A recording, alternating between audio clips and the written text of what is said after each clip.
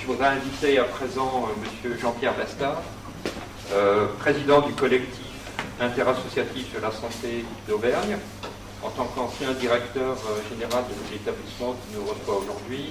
Nombreux sont ceux ici présents qui auront plaisir à vous revoir et bien sûr à vous écouter. Donc vous représentez le point de vue des usagers. Merci. Bonjour à toutes et tous. D'abord, j'adresse mes remerciements aux organisateurs. J'ai beaucoup de plaisir à me retrouver ici aujourd'hui avec beaucoup de personnes avec des visages sympathiques que j'ai côtoyés quand effectivement j'ai dirigé cette maison de 1997 à 2005. Alors aujourd'hui, j'interviens en titre de représentant des usagers. Alors vous allez sans doute vous dire, comment passe-t-on du statut de directeur général du CHU de Grenoble au statut de représentant des usagers à Auvergne? Alors je vais vous l'expliquer en deux mots. Quand j'ai pris ma retraite, donc j'ai décidé de me retirer à Auvergne, et comme je ne voulais pas rester inactif, on m'a très vite fait des propositions pour entrer dans un certain nombre d'organisations, d'associations. Et notamment, le directeur général du CHU de cette époque me dit « Jean-Pierre, j'aimerais bien que tu entres au conseil d'administration », on disait ça comme ça à l'époque, du CHU, puisque la réglementation venait de changer, et alors qu'antérieurement il y avait 2 représentants des usagers, on passait à 3. Alors il me dit « J'ai 2 représentants des usagers, ils sont gentils, mais ils ne connaissent pas beaucoup l'hôpital, si tu pouvais venir, ça me rendrait service », donc j'ai accepté. Il fallait être dans des associations agréées, donc je m'étais engagé dans un certain nombre d'associations agréées. Et l'une des associations que je présidais, qui faisait de la prévention, n'était elle pas agréée, et donc je l'avais fait adhérer à ce collectif interassociatif de la santé d'Auvergne, pour qu'elle ait un aspect un peu plus officiel. Et là aussi, de proche en proche, en 6 mois, je me suis retrouvé président du collectif. Donc on va voir si ça marche. Voilà. Alors, deux mots sur le collectif interassociatif sur la santé. Je ne sais pas si vous connaissez tous les collectifs. Il y a un collectif national et un collectif par région. C'est une association, c'est chacun une association autonome, mais qui a un statut de forte reconnaissance par les pouvoirs publics, puisqu'on peut dire que les CIS sont considérés dans beaucoup de régions comme un peu le représentant naturel des usagers. Donc la politique du CIS, que ce soit en région ou au niveau national, c'est de chercher à approcher de manière collective les problématiques concernant les usagers. Alors cela vient en plus des associations préexistantes, mais ces associations préexistantes, elles avaient le même souci, mais au lieu d'avoir une vision globale, elles étaient certaines spécialisées sur des pathologies, la Ligue contre le cancer, l'association des diabétiques. La particularité du CIS, c'était de traiter le problème dans sa globalité. Deuxième aspect, c'était de représenter les usagers et de défendre leurs intérêts. Et pour cela, le CIS est considéré, je vous l'ai dit, par les pouvoirs publics comme un interlocuteur crédible et privilégié. Voilà la carte des CIS, il y en a un par région. Nous avons dans le CIS Auvergne 40 associations adhérentes, je vous les ai mises ici. C'est pour vous montrer le volume, on ne va pas les passer bien sûr les unes après les autres.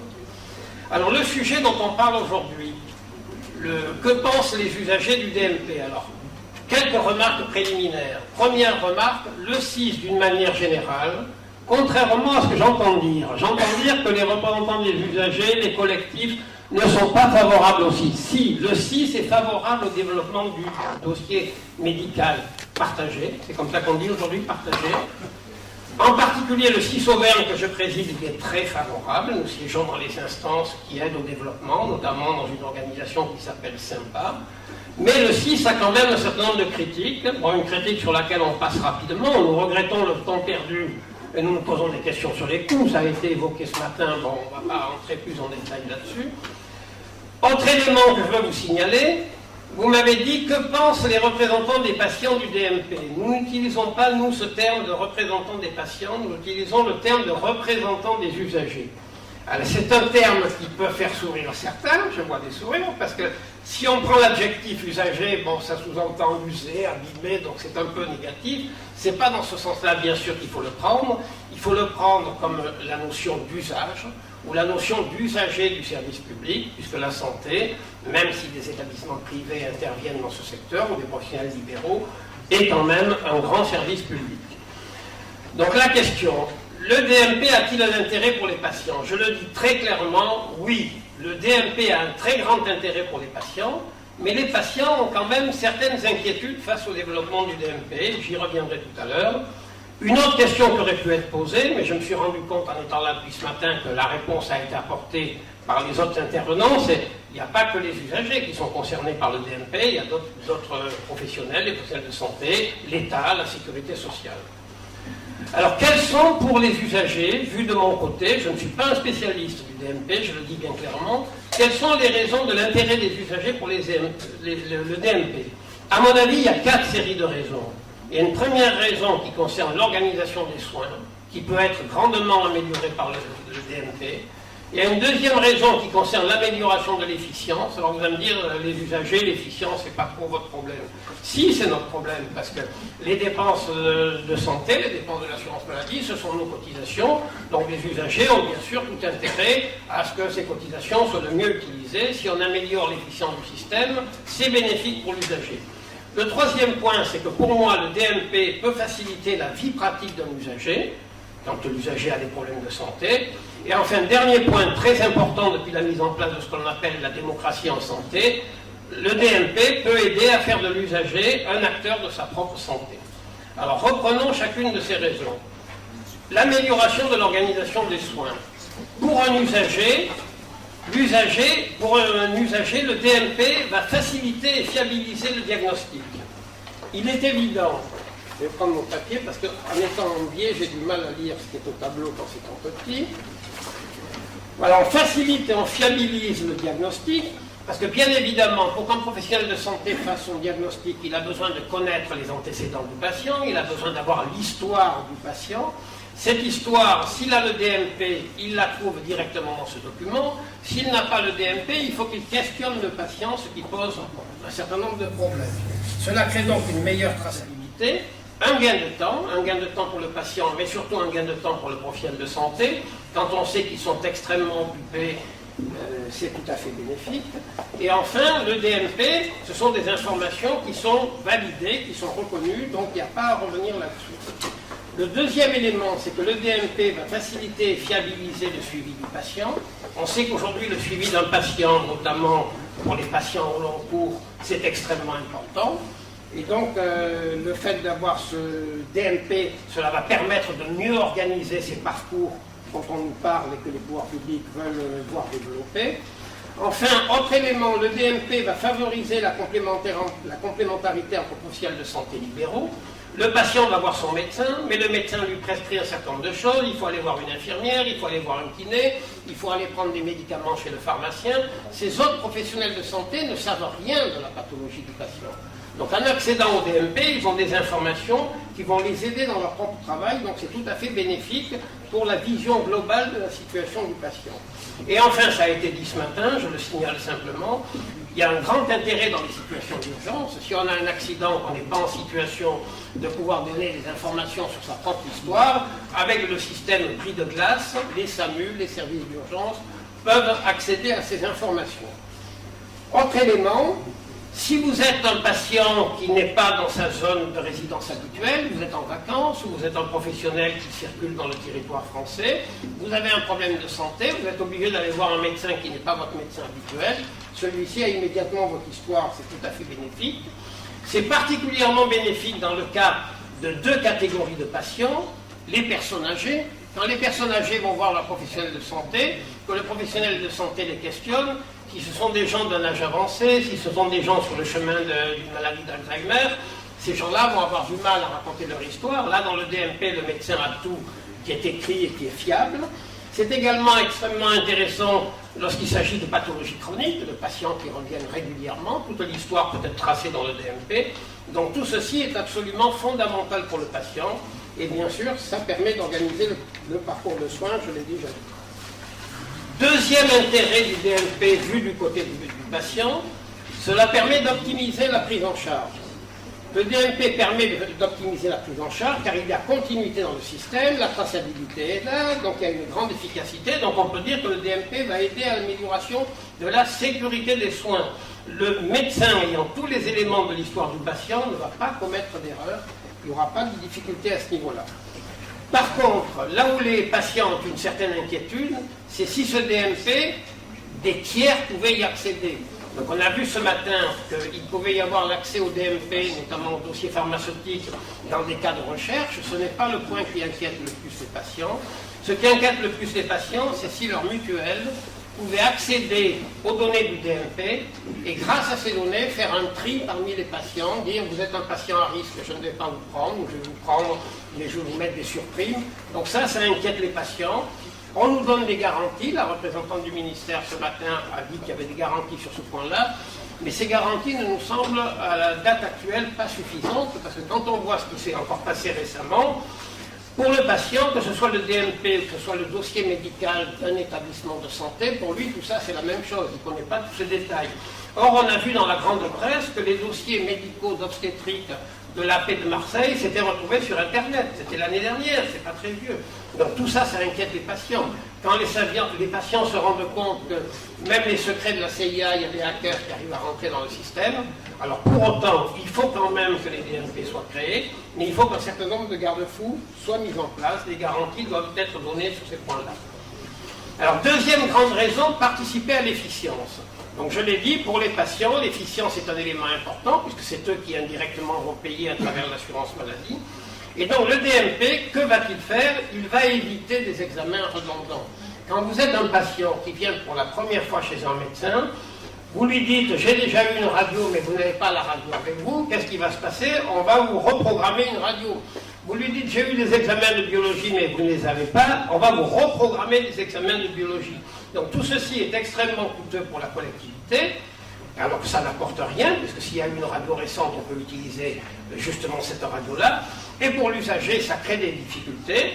Bien sûr, il ne paie pas tout, mais il a au moins le ticket modérateur à payer, donc pour lui c'est une dépense supplémentaire. Et puis en termes de vie, d'organisation, il faut aller dans un cabinet, passer des examens, c'est quelque chose qui lui pose problème. Troisième intérêt du DMP pour les usagers, vu toujours par eux, c'est que ça va leur faciliter la vie. L'usager, d'abord, va pouvoir accéder lui-même à son DMP. Ça nous a été montré ce matin. Il suffit d'aller sur Internet, d'avoir ses codes, on accède à son DMP, on a toutes ces informations. L'usager n'a pas à se préoccuper, quand il va à une consultation médicale ou paramédicale, d'apporter son dossier. S'il a le DMP avec lui, il suffit que le praticien ouvre le DMP, il a toutes les données. Il n'a pas non plus à se souvenir de son contenu. On a vu que pour les personnes âgées, ça peut poser problème. Il n'a pas à se souvenir des dates d'examen, des résultats, tout ça, ça lui encombre l'esprit. Il laisse tout ça de côté, c'est à l'intérieur du DMP.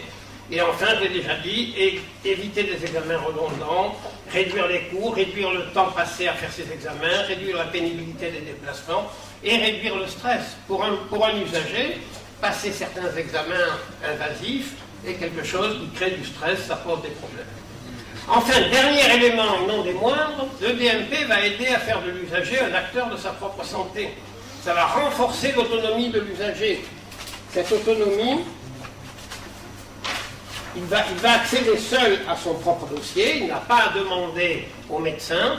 Vous savez qu'on parle d'asymétrie de l'information, le praticien de santé a toute connaissance du dossier, le patient, lui, n'en a qu'une vue partielle. Cette asymétrie de l'information, elle est critiquée par les usagers veulent savoir exactement ce qu'est leur situation, du moins la majorité d'entre eux. Certains ferment les yeux et disent j'ai telle pathologie, je ne veux pas le savoir.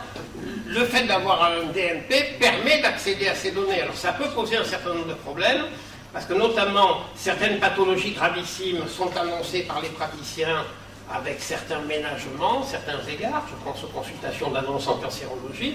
Il est évident que si ces choses sont mises prématurément dans le DMP et qu'un usager qui n'a pas eu encore sa consultation y accède, cela posera des problèmes, mais ce sont des choses que sans doute de manière technique on doit pouvoir régler. Ça facilite l'information et la compréhension de l'usager. Son information obligatoire que le médecin doit lui donner, elle est dans le DMP. Donc si l'usager a entendu cette information de la part du médecin, mais comme c'est souvent le cas, il ne l'a pas totalement intégrée, pas totalement comprise, il y a des zones d'ombre, il va aller dans son DMP, il a des informations complémentaires, donc c'est un élément positif. Et enfin, dernier point, les droits de l'usager sont concrètement affirmés. C'est lui qui va décider s'il crée son DMP, on ne peut pas le créer sans son accord. Donc c'est la démocratie sanitaire. Il y a la notion de masquage qui a été évoquée. Si l'usager ne souhaite pas que certaines données soient accessibles à certains professionnels, il peut les faire masquer. Alors bien sûr, on a vu que ça ne peut pas s'opposer normalement au médecin traitant, qui lui a accès à la totalité. Donc voilà ma vision de ce que pense l'usager du DMP. Ces informations, je les tire de mes entretiens à travers le fonctionnement du collectif interassociatif sur la santé et de la participation à un certain nombre de groupes de travail sur ce sujet. Alors en conclusion, pour nous usagers, le DMP a des avantages évidents. Il faut aller vers le DMP, les usagers ne doivent pas s'y opposer. Mais il y a des inquiétudes sur la préservation de la confidentialité. Il faut là aussi continuer à travailler sur ce sujet-là. Le DMP a, nous semble-t-il, un avantage aussi pour les professionnels de santé, mais là c'est un énorme problème, parce que notamment les médecins, l'ouverture du DMP et surtout la mise en place des informations dans ce DMP leur crée une charge de travail non négligeable. On a vu ce matin qu'il y avait un certain nombre d'oppositions de professionnels de santé quant à la création du DMP. L'opposition principale que nous entendons remonter, c'est que les médecins libéraux nous disent « nous sommes plutôt pour le DMP, mais nous ne voulons pas que ce soit une charge de travail supplémentaire pour nous ». Et le gros problème qu'il y a actuellement, c'est que les logiciels métiers de ces professionnels de santé ne sont pour le moment pas compatibles ou pas très compatibles avec le DMP. Il faudrait que alors on nous a expliqué ce matin qu'on travaille à cette interopérabilité, j'ai entendu qu'il y a beaucoup de choses en route, mais on ne voit pas encore le bout du tunnel, les choses sont très loin. Tant qu'il n'y aura pas un système où le professionnel pourra automatiquement transférer des données de son propre dossier dans le DMP, le système ne se développera pas autant que ce que nous le souhaitons. Donc, une remarque, une limite, c'est que le DMP, ça a été dit là aussi ce matin, il vient en plus. Il ne peut pas remplacer le dossier que le professionnel médical doit tenir de manière réglementaire, la loi le lui impose. Donc le DMP est particulièrement utile pour les usagers atteints de pathologies au long cours, de handicap lourd. Le ministère en a bien pris conscience, puisque dans la nouvelle réforme du DMP, on nous annonce que c'est ce qu'on va plutôt cibler. On verra sur le terrain comment ça se passe. C'est moins utile pour les autres. Le patient occasionnel a moins besoin d'un DMP, bon, sauf le cas d'urgence vitale, où là, évidemment, c'est fondamental. C'est pas facilement utilisable pour les personnes en situation d'exclusion. Bon, nous, nos associations d'usagers s'occupent particulièrement de cette population d'exclus. Il est évident que ce n'est pas eux qui vont ouvrir leur DMP, qui vont regarder sur Internet, donc c'est pas très facile pour eux. Et puis, il nous apparaît qu'avec le temps, il faudra normaliser le contenu de ce DMP et le coordonner avec des autres dossiers spécialisés. Il y a des dossiers généraux dans les hôpitaux et dans les établissements privés. Il y a des dossiers spécialisés auprès de certains réseaux de santé. Je vous l'ai dit ce matin, je m'occupe notamment d'un réseau d'insuffisance cardiaque. Nous avons un dossier spécialisé. Eh bien, nous sommes obligés de ressaisir toutes les données. On ne peut pas les obtenir à partir du DMP. Voilà, alors quel serait le vœu des usagers par rapport à ce DMP? Eh bien, il y a ce que l'on appelle la règle des 3C, c'est ce que veulent absolument les usagers d'une manière générale. Ils veulent qu'il y ait une continuité dans les soins, quel que soit le professionnel qui intervient. Ils veulent une compréhension de leurs soins, ils veulent qu'on les leur explique, ils veulent le comprendre, et ils veulent que les soins soient faits dans la communauté. Et à l'évidence, la création d'un DMP est de nature à faciliter ces trois éléments. Merci de m'avoir écouté.